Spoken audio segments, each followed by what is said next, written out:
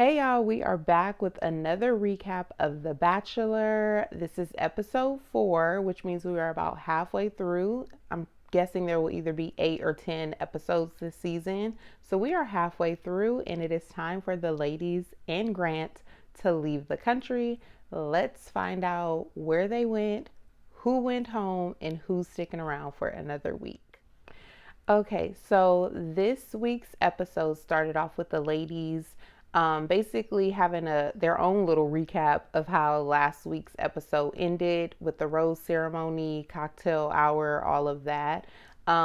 Basically, Rose is feeling away that Carolina threw her under the bus. She's like, I thought we were closer than that.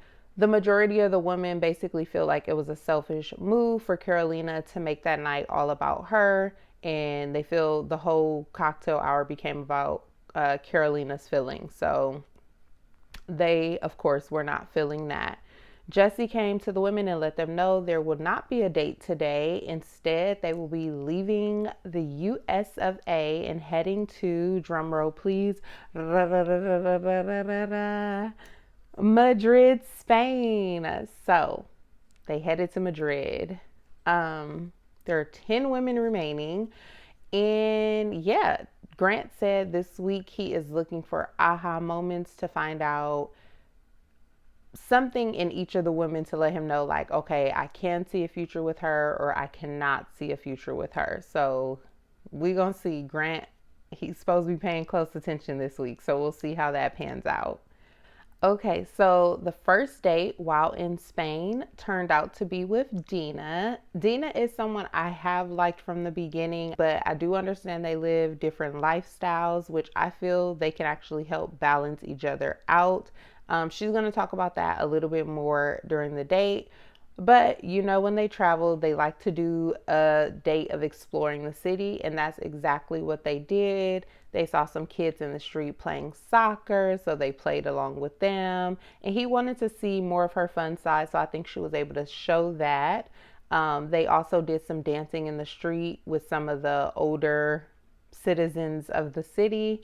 And last part of the exploring the city portion was a wall of wishes, and they both wrote down what their wishes are, and then they were able to pin it on a wall. Grant said his wish will be to find the love of his wife, the love of his life, and the mother of his children. And Dina, she said her wish will be to have a happy marriage, full of love, laughter, children, and just full of fun. So they were basically on the same page when it came to what they were wishing for, and I thought that that was a good sign. Grant did say how he's used to being the provider, protector, and Dina, she's a lawyer, so she's used to providing or also taking care of her man as well, or people she loves, I'll say. And so Grant did say he sees more of a partnership, not like a business partnership, but he's able to see what a true partnership in a relationship will look like if he's to move further with Dina. So that's a good sign as well. At dinner, Grant did say he's looking to know Dina on a more emotional level. She mentioned to him how she's not really the adventurous type, but she feels that he can help bring that side out of her. She also says she's regimented and really just controlled and da da da da da. And so I guess that will mean structured, right? Which I see in her. And she did say sometimes she can come off as an ice queen because a lot of people are often intimidated by her, or I just think she has a confidence about herself that can sometimes throw people off. So that makes sense to me. But you can tell I can tell she seems like a loving person, fun girl. So totally here for Dina and Grant, or at least Dina being in the top 3. She did also ask Grant about his previous 7-year relationship. He said that the girl that he was dating, she felt neglected, and he wasn't really looking at it that way. He looked at it more as him making basketball of a priority so that he can take care of her and if they were to have a future family. So now he kind of understands it can't just be about putting your business first or your profession first. You have to tap in and lock in with the person you're building a relationship with, which I feel a lot of guys have that same issue. Like, of course, women want to be provided for and protected, but for a lot of women, they want just like that quality time. At least I do. Quality time is like my number one love language. Anyway, so yeah, he did say he can see Dina as someone he can have a future with. There was someone with a guitar and a singing lady, and they danced, and Dina did, in fact, get the rose. So back at the hotel, since they're not at the mansion, or maybe it was like an Airbnb. But anyway, back with the group of women, Carolina was, I'm going to use the word complaining, but she was basically expressing to the ladies how she felt she didn't get enough time with Grant yet. And she doesn't really know him. And the ladies are kind of looking at her like, girl, you was just on a jet with him on last week. You guys went on a jet. You went to Vegas. Like, how are you saying you didn't get enough time with him? I low-key understand where she's coming from, though, because she's basically like, I went on one date with you, and then if things continue to go well, I have to take you home to meet my family. But I do feel like this show has been on long enough for anyone who applies to be on the show. You understand this is a very rushed process. So if you are not ready to just bring home, consider it a one night stand low key to introduce your family, this may not be the show for you. But the ladies were not really understanding where she was coming from, and I understand how they were upset about her complaining as well. Next up was the group date. And the group date, they were riding donkeys. And cute little Alex, she was like, if you sit a certain way, then wink, wink, wink. I'm like, girl, not you trying to get off on the donkeys, but okay, girl, do your thing. The ladies practiced how to be matadoras, and they had like the little red sheet thingy, and Grant had fake bulls and was like running towards them, and they had to like move it, which, okay, that's cute.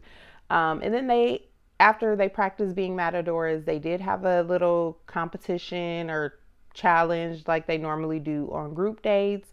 And on this group date challenge, it was to see who could ride a mechanical bull the longest. So I've been on a mechanical bull before, and I know that is not the easiest thing, especially if you are drunk on Sunset.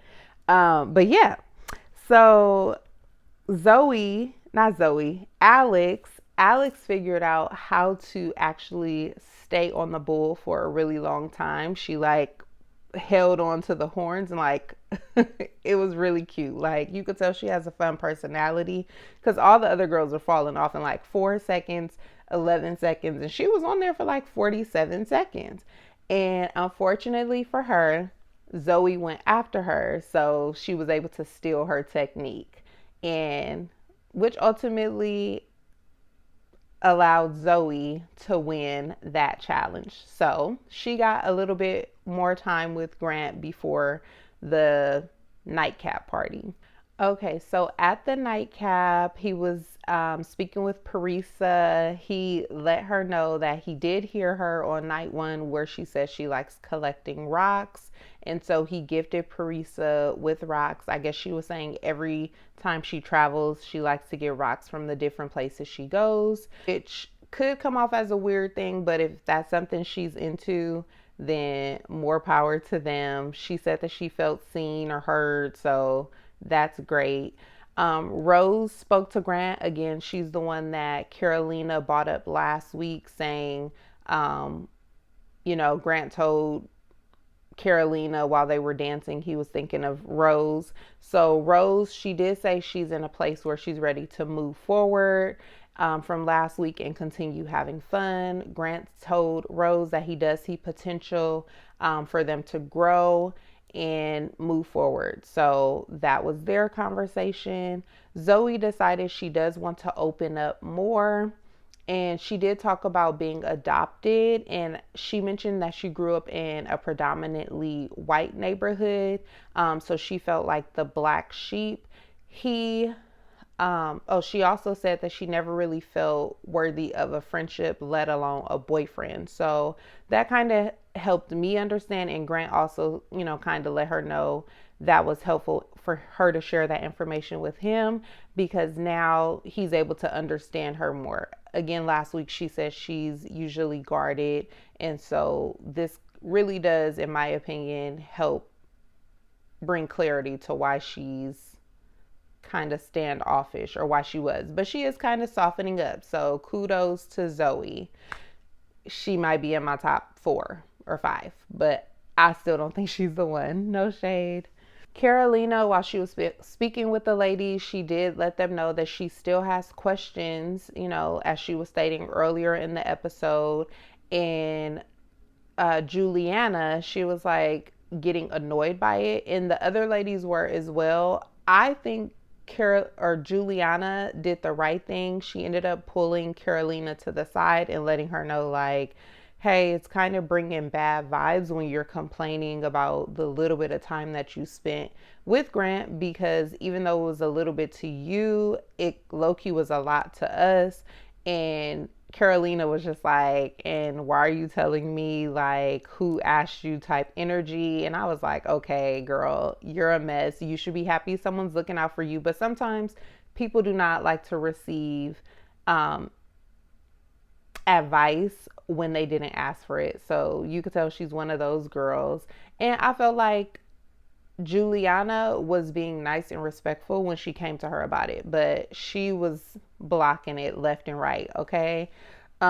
Juliana did tell her, okay, I see we're on 2 different pages. So basically we can agree to disagree, or just kind of stay out of each other's way. The group collectively did kind of let her know they don't really appreciate her negativity, and the timing couldn't have been worse, because of course that was when Grant walked in. Carolina was kind of crying. She was trying to control her crying, but at that point it was too late.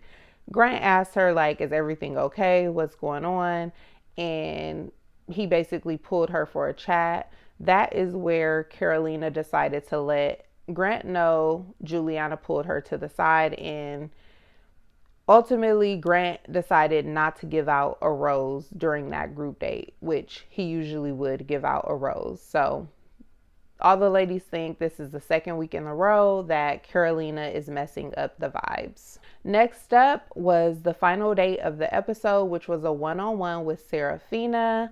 And he said that she's basically been flying under the radar, which I do agree.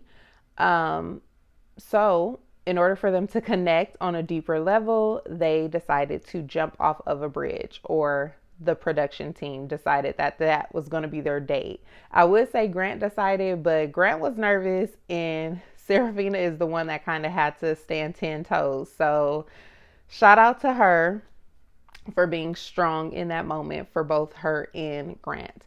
Their date was pretty basic. They just jumped off of the bridge and then had dinner. At dinner, they both kind of talked about how they consider themselves to be a little weird. They ended up kissing, and he did mention to her, like, he feels she's a little hesitant with kissing him. She said that it's not because she's not into him, it's just because she knows her mom is watching. So shout out to you, girl, for having respect for your mom. But next time, just tell your mom, like, okay, mom, cover your eyes and you'll be all right. She did say that she grew up with her mom as a single mom, and at one point she was embarrassed by having a single mom, but later she realized that helped her become the type of woman she is, just kind of becoming a strong person, just seeing her mom. Shout out to the single moms. I had a single mom. I have a stepdad too, but my mom held it down. So shout out to you, boo, if you watching. Serafina also talked about she, in her previous relationship, she was with men who weren't really emotionally available. Her ideal life is being a mom and having a family. And he said he resonated with what she said. And I feel like, as I've said every week, anyone who says they want to be a wife and a mom, that's like the magic combo for Grant. So Grant did give her a rose. He said that they had a slow burn, but he does feel that things are starting to catch fire now. So he said he can see himself falling in love with her. We will see. Last was the cocktail party. He said his mind had been racing. He pulled Juliana for a chat about what Carolina said at the group date. And Juliana let him know that Carolina comes off unhappy and ungrateful. And Grant was not feeling that. So he pulled Carolina for a chat. She said, of course, she would have doubts, because he soon would be meeting her family if they continued the process, and she wants to know more about him before they get engaged. He let her know, I think it's best, instead of talking about this in front of the ladies, that you come directly to me, which I 100% agree, because some girls could bring that to his attention to be messy, or like what happened, it could really just rub the ladies the wrong way. So hopefully she keeps in mind what he said going forward. And Rose decided to let Carolina know, because it's still on her mind, that she felt that Carolina did her dirty and really set back her relationship with Grant, which then led Rose pulling Grant for a chat, letting him know she feels it'll be best for her to go home. He said he respects it, and he can only choose one girl in the end, so I'm not mad at it. I don't really feel like he fought to keep her, so that is what it is. At the rose ceremony, Leticia got the first rose, Carolina got the last rose, and two women went home, and that was Parisa and Natalie. So that is it for this week's recap. I hope you all enjoyed it. Sorry that this recap came late, but a girl had to do what a girl had to do. So thank you all for watching, and I'll see you on the next one.